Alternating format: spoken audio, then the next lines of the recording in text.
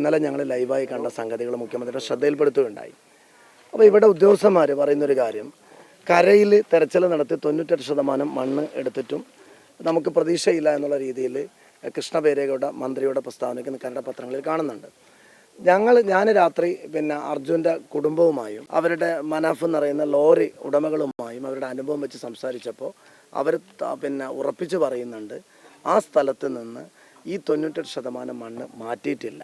ഏതായാലും ഇന്ന് ബഹുമാനനായ UT ഖാദറുമായി രാവിലെ തന്നെ സംസാരിച്ചു. ഇനിയും അവിടെ ഒരു തെരച്ചിൽ ആവശ്യമുണ്ട് എന്നാണ് പറയുന്നത്.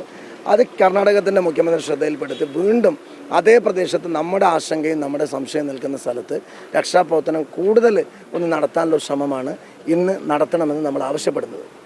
എന്തായാലും റിസൾട്ട് ഇല്ല. നമ്മളെ സംബന്ധിച്ചിടത്തോളം ഇന്ന് ഈ 98% എന്നൊക്കെ പറയുമ്പോൾ പെട്ടെന്ന് മിസ്സായി നിറഞ്ഞതൊന്ന് അവസാനിപ്പിക്കാനുള്ള ഒരു ശ്രമമാണ് എന്നുള്ള ഒരു ഭയം നമ്മുടെ മനസ്സിലുണ്ട്. എന്തായാലും നമ്മളൊക്കെ പ്രാർത്ഥിക്കുന്നതും നമ്മളെല്ലാവരും പ്രതീക്ഷയോടെ കാത്തു നിൽക്കുന്നത് അർജുൻ്റെ തിരിച്ചുവരവിന് വേണ്ടിയാണ്. തീർച്ചയായും ഇന്നിപ്പോൾ KC വേണുഗോപാലുമായി MK രാഘവേട്ടന് വീണ്ടും ഇപ്പോൾ സംസാരിക്കും. ഏതൊക്കെ രീതിയിൽ നമുക്ക് ഇടപെടാൻ കഴിയും അതൊക്കെ നമ്മൾ ഇന്ന് ഉപയോഗിക്കാൻ ശ്രമിക്കുന്നുണ്ട്. ഇപ്പോൾ കേരളത്തിൽ ഇന്നലെ എത്തിയത് മുതൽ നിങ്ങൾക്കറിയാം 2018 പ്രളയം പോലെയുള്ള ഒരു വലിയ മഹാമാരിയെ കേരളത്തിൻ്റെ മാൻ പവർ കൊണ്ടാണ് നമ്മൾ തരണം ചെയ്തത്. എൻ്റെ മൊബൈലിലേക്ക് ഒരു 50ലധികം കേരളത്തിലെ തിരുവനന്തപുരം മുതൽ കാസർഗോഡ് വരെയുള്ള ടീം വിളിക്കുന്നുണ്ട്. സർ, ഞങ്ങൾ 50 പേരുണ്ട്, 100 പേരുണ്ട്, ഞങ്ങൾ റെഡിയാണ് സർ, ഞങ്ങൾക്കൊരു അവസരം തന്നാൽ ഞങ്ങൾ ഒറ്റ ദിവസം 2 ദിവസം കൊണ്ട് ഞങ്ങൾ അവിടെ ഡെഡിക്കേറ്റായി നിൽക്കാമെന്ന്, രാത്രിയും പകലും നിൽക്കാമെന്നൊക്കെ പറയുന്നുണ്ട്. ഇന്ന് മുഖ്യമന്ത്രിയുമായി കർണാടക മുഖ്യമന്ത്രിയുമായി സംസാരിക്കുമ്പോൾ ആ ആശയം കൂടി നമ്മൾ അവരുടെ മുമ്പിലേക്ക് വെക്കുന്നുണ്ട്. അവർ ഇന്നലെ വന്നത് മുതൽ ശ്രദ്ധിക്കായിരുന്നു. ഒരു സാങ്കേതിക കാര്യങ്ങളൊന്നും ഇല്ലാതെയാണ് അവർ വന്നിട്ടുള്ളത്. അത് ഇന്നലെയും CMൻ്റെ ചർച്ചയിൽ ഞങ്ങൾ ശ്രദ്ധയിൽപ്പെടുത്തിയതാണ്. ഇന്ന് വീണ്ടും അക്കാര്യം അവരുടെ ശ്രദ്ധയിൽ, കാരണം നമ്മൾ ഏറ്റവും ഇന്നലെ കാത്തു നിന്നത് ആർമിയുടെ വരവിനായിരുന്നു. അവർ വന്നതോടുകൂടി വേഗതയിൽ റിസൾട്ട് ഉണ്ടാകുമെന്നുള്ള പ്രതീക്ഷയിലായിരുന്നു. അവരിങ്ങനെ വന്നു എന്ന് നമ്മൾ കാണുന്നുണ്ട്.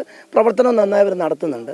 കുറച്ചുകൂടി അതുകൂടി ഒന്നുകൂടി അവരെല്ലാ സജ്ജീകരണത്തോടു കൂടി ഇടപെടാനുള്ള ശ്രമം കൂടി നടത്തുന്നുണ്ട്. 7ാം ദിവസവും ആവശ്യപ്പെടുന്ന കോർഡിനേഷന് വേണ്ടി ഒരാളെ നിയമിക്കണമെന്നാണ്.